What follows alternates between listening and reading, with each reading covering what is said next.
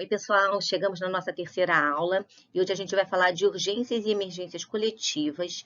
E para começar, vamos relembrar os conceitos, né, de urgência e emergência. Urgência, vocês lembram, né, que são situações que não existe um risco iminente de vida, mas que da mesma forma precisam ser resolvidas rapidamente.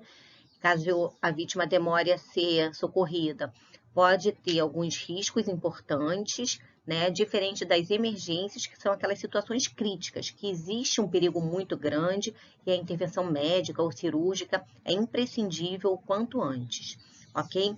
Então, a gente pode citar, por exemplo, como uma urgência, uma fratura, e como uma emergência, uma hemorragia interna, ferimentos profundos que possam, inclusive, comprometer os órgãos. Então, agora a gente vai tentar entender a diferença entre urgência e emergência individual e coletiva. O primeiro elemento, né, que é fundamental para a gente entender essa diferença, é o número de vítimas. A gente considera que mais de 5 vítimas já estamos tratando de uma urgência ou de uma emergência coletiva, tá? Em função desse quantitativo ser maior, a gente vai ter demandas diferenciadas dos sistemas quanto à logística do tratamento e também quanto ao transporte dos feridos. E também com relação à forma com que o socorrista vai agir nessas urgências e emergências coletivas, né? A principal diferença é na questão da triagem, que é o método de avaliação inicial do acidentado, que o objetivo é definir a ordem de atendimento. Então, vocês, como futuros professores de educação física, vão se deparar mais com situações individuais, né, decorrentes da prática desportiva ou da atividade física. Mas situações de emergências coletivas podem acontecer, né, a qualquer hora, e diante de qualquer pessoa. Então, os conhecimentos sobre a ação em situações com múltiplos feridos são importantes para a sua formação como profissional da área da saúde. E aí, tem um mantra que precisa ser seguido, né? No lugar do melhor esforço e primeiros cuidados e melhor recurso médico para a vítima mais grave, a gente passa a lugar para o melhor cuidado e esforço para o maior número de vítimas no local, no menor tempo possível e no momento de maior necessidade. Então, o foco vai ser em salvar o maior número de pessoas possível. Infelizmente, né, a gente vai ter que fazer a escolha de Sofia, não vai ter muito jeito de atuar de forma diferente nessa situação. E quais seriam, então, essas urgências e emergências coletivas? A gente pode pensar nos acidentes com veículos, né, nos incêndios, nos desabamentos e nos deslizamentos, entre vários outros que podem acontecer.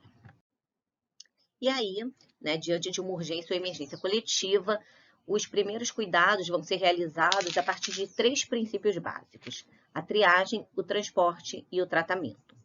Então, a triagem é o primeiro passo, né, é a principal função de um socorrista, porque, como a gente já falou, o transporte e o tratamento vão ser conduzidos em função do quantitativo dessas vítimas.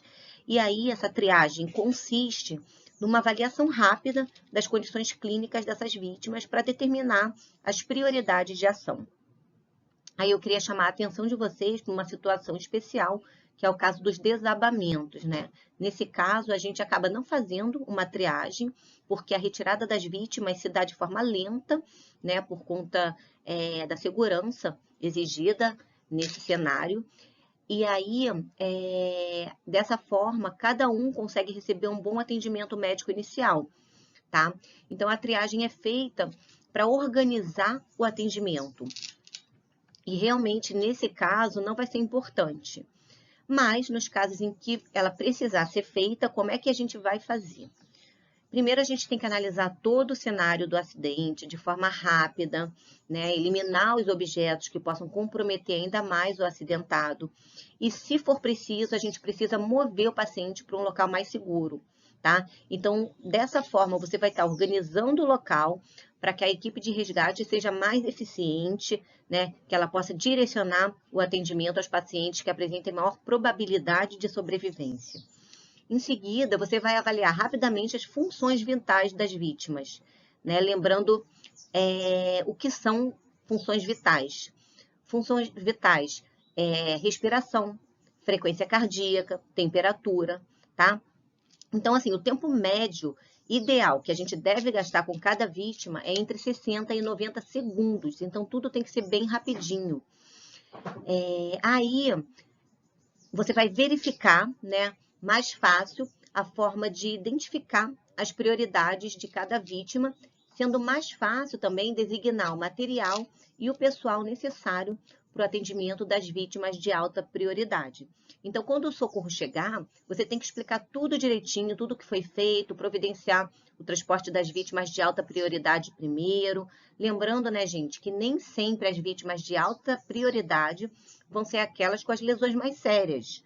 Aqueles que apresentam lesões que, obviamente, não resultarão em óbito, deverão ser classificados como baixa prioridade. Porque se forem classificados como de alta prioridade, vão receber o auxílio dos socorristas que poderiam estar auxiliando pessoas com maior probabilidade de sobrevivência. E a gente já falou que, então, nesse caso, né, urgências e emergências coletivas, o tratamento é diferenciado. Então, assim, tem que ter cuidado com isso.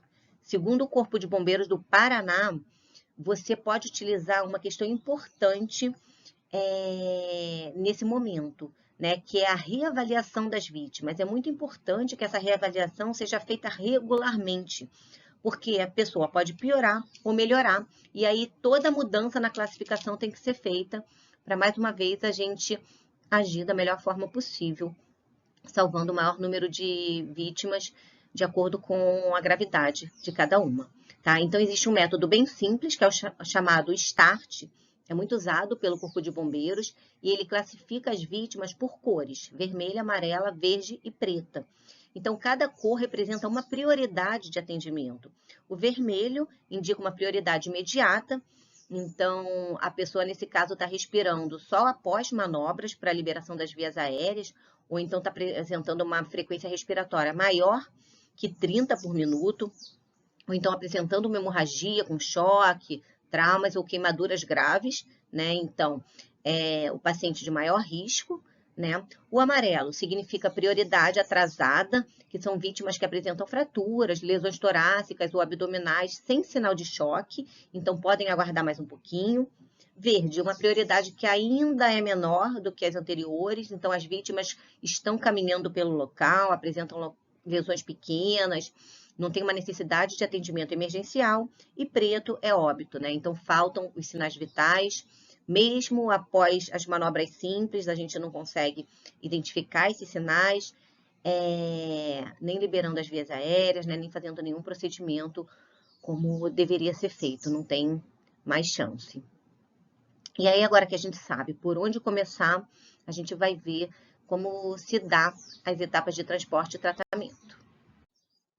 Então, a gente segue para o transporte, lembrando que sempre que for possível, a gente não vai mover o paciente, né? Então, os socorristas devem cuidar do paciente no local da emergência e garantir o transporte adequado para as vítimas, de acordo com o grau de prioridade que for estabelecido.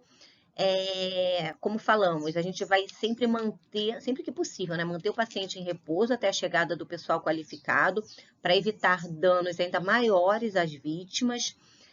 Mas vão existir momentos em que você deverá transportar um paciente, que a gente chama de transporte de emergência. E aí também vão existir critérios para realizar esse transporte de emergência. E os critérios são: quando o local do acidente oferecer um perigo iminente, ou seja, eu tenho um risco de um novo desabamento, por exemplo, e aí eu não vou pagar para ver, né? Eu vou tirar realmente o paciente dali. O segundo critério pode ser a existência de cuidados que precisam de reposicionamento, como alguma manobra, né? Por exemplo, a de desbloqueio das vias respiratórias. Então, nesse caso, não vai ter outra forma, eu vou ter que mover o paciente, né? Transportar esse paciente. E o último, quando eu preciso ter acesso a outros pacientes, tá? Então, o transporte vai ser mais importante nesses casos. Eu vou ter que mover o paciente para evitar maiores problemas ou maiores danos ao paciente. Bem, e por fim, o tratamento, né, pessoal? O tratamento definitivo ocorre no ambiente intra-hospitalar e é feito a partir da classificação anterior que nós vimos. Então, as vítimas graves e moderadas, que são as vermelhas e amarelas, são encaminhadas nesta sequência, né, pelas viaturas até o hospital.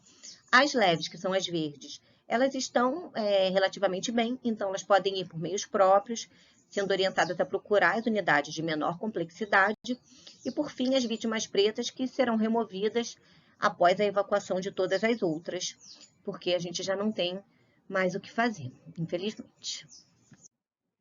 E aí a gente vai trazer alguns itens importantes para conseguir evitar o estresse, manter a calma e para que a liderança seja exercida da melhor forma possível nesses momentos de acidente. A gente tem que tomar cuidado para não se impressionar, né, com as dimensões do desastre. Isso é fundamental, né? É difícil, mas é importante se concentrar e manter a calma. Ajudar aqueles que precisam é fundamental também, né? Dar o apoio nesse momento. Avaliar cuidadosamente as lesões, determinar quais vítimas deverão ser atendidas primeiro, obter e repassar todas as informações a respeito do desastre e das vítimas, tanto para os serviços de emergência, né, como o SAMU, serviços especializados, né, como os bombeiros, como também para os familiares, né, claro, com todo o cuidado do mundo, né, realmente com muito cuidado na hora que for passar essas informações, para não causar ainda mais pânico. Encorajar os observadores e as vítimas que estejam em boas condições a desempenhar pequenas tarefas, né? Então, às vezes, as pessoas que estão ali no entorno podem ajudar a gente de forma organizada. Manter a autoconfiança, a simpatia, não forçar conversação nem piada sobre o acidente, manter os observadores longe das vítimas, mas jamais deixar as vítimas sozinhas, respeitar o direito das vítimas de demonstrar os seus sentimentos, aceitar suas limitações físicas e emocionais, aceitar as suas próprias limitações, né? Porque há limite no que a gente pode fazer, lembrando que nós não somos profissionais de resgate, então a gente não vai dar conta de tudo. Não se expor de maneira que possa se comprometer ou comprometer a saúde das vítimas. Por exemplo, tratar as feridas abertas sem luvas de proteção, a gente não vai fazer, né? Não é aconselhável que seja feito, e a gente já falou dos equipamentos necessários para isso. E para fechar essa aula, a gente vai reforçar algumas situações que a gente precisa evitar. Primeira coisa, a gente não deve puxar ou arrastar o paciente, porque a gente já viu que isso pode causar sérios danos, especialmente se existir um trauma na coluna, né? Mas vimos também que existem exceções para essa regra, que vai ser o quê? Quando o local apresentar um perigo, né, iminente à vida da vítima, como a gente já falou anteriormente. Então, acidentes com veículos automotores. Eu preciso considerar os mecanismos de trauma na avaliação dos pacientes, né? Lembrando que geralmente o trauma é no pescoço, na coluna, na cabeça e no tórax. É mais comum que sejam nessas regiões. Outra coisa que pode acontecer são traumas e sangramentos internos, né? Que são mais difíceis de detectar, mas a gente já viu algumas formas também que podem sugerir que isso esteja ocorrendo. Nessas situações, as vítimas devem ser movimentadas somente se o local oferecer risco à vítima dos envolvidos. Em caso de fogo, esse deve ser combatido pelo Corpo de Bombeiros, jamais a gente vai se colocar numa situação de perigo desnecessária. Não devemos tentar fazer um resgate nesse caso, a menos que tenha certeza que o local esteja seguro, né? Quando a gente for cuidar de um paciente em um local de fogo, precisa prestar atenção nas queimaduras evidentes, na inalação de fumaça e na possibilidade de ataques cardíacos. Sempre é necessário que a gente também reavalie a cena, como a gente já colocou, né? A gente precisa rever o que está acontecendo, rever os graus de gravidade, monitorar de tempo em tempo os pacientes, né, para ver se o quadro piorou, se o quadro melhorou ou se manteve estável. E assim a gente encerra mais essa aula e até a próxima, pessoal.